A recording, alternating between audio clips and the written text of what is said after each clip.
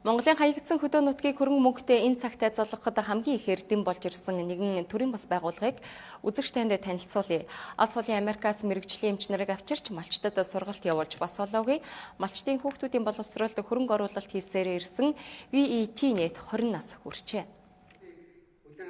Энэ бол Монгол VET Net төрийн бас байгууллага. Жилдээ 5-10 мянган малчтад мал эмнэлгийн үйлчилгээ авахын ач тусыг мал эмнэлгийн энэ тарианы зохистой хэрэглээг зөвлөж, харин малын эмч нарт мал эмнэлгийн сүүлийн үеийн мэдээлэл эмчилгээ оншилгоо, шин төрлийн тоног төхөөрөмжийг практикт ашиглахыг зааж сургаж, алслагдсан аймаг сумдын багчууд хүүхдүүдэд бичиг үсэг зааж, бүр англи хэлтэйч болгодог. Энэ ажлыг тэд 20 жилийн турш хийжээ.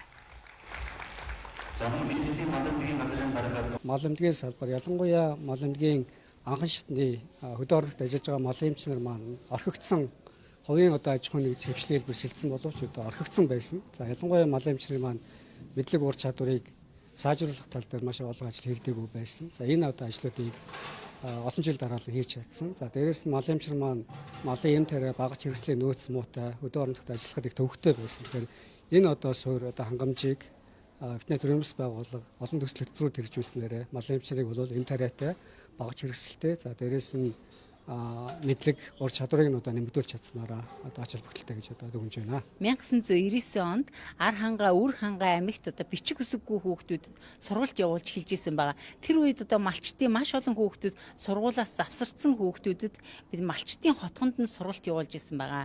За хамгийн анх эхлээд үр хангаа аймгийн уянга суманд, ар хангаа амигт болохоор ар хангаа аймгийн хотон сумуудад сургалтуудаа явуулж эхэлж исэн бол 2003 оноос манай байгууллагын боловсрол хөгжил төсөл нэртэй болж өөрчлөгдөд одоогоор бид нар 14 аймгийн 158 сумд боловсролын төслөө хэрэгжүүлж байгаадаа баяртай байна. Хурдан мөрний семинар гээд 2000 оноос хойш хийлээ. Энд Том Жорганс, Джон Хафнер гэдэг Америкийн нэгдсэн улсын адууны чиглэлээр мэргэжсэн малын эмч нар ирж сургалт хийж байлаа. Тэгээ бид нар эндээс маш олон зүйлийг сурч одоо байгаа залуучуудаа бид нар хүргэж байна. Тэгээд одоо ч гэсэн энэ сургалт маань үргэлжлээд 24 дахь жилдээ энэ жил бид нар сургалтаа хийлээ. Тэгээд энэ сургалтанд нийтдээ 1000 гаруй малын эмч нар сурж адууны чиглэлээр мэргэжсэн байдаг. Тэгээ энэ залуучууд маань бол одоо зарим нэг нь хуваараа адууны чиглэлээр мэргэжиж ажиллаж мал эмнэлгийн бизнесээ эхлээд явж байна.